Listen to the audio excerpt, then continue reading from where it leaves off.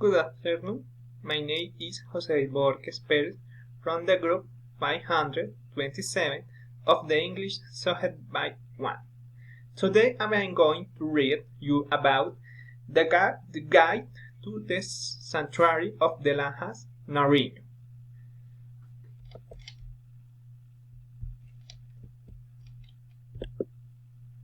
Introduction of place. The Sanctuaries of Our Lady's Rosario, de Lajas, is in the municipio of Ipiales, south of the Pasto, the capital of the department of Nariño in Colombia. You must have 2 hours by car from Pasto to find one of the most beautiful crochets in the world, not only for the architecture but also for its location over an abyss in the Guaticara River Canyon.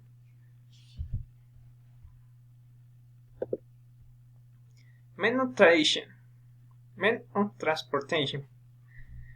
To get Lajas Central, you must get past important city country in the your journey begins. There you must bus from Pasto to the Palace Musical that is located near Pasto. The ticket costs 10 millions cup and the trip only takes on the few minutes. Then in Piales, UK, you must take a collector taxi and the terminal and for a value of 30 million.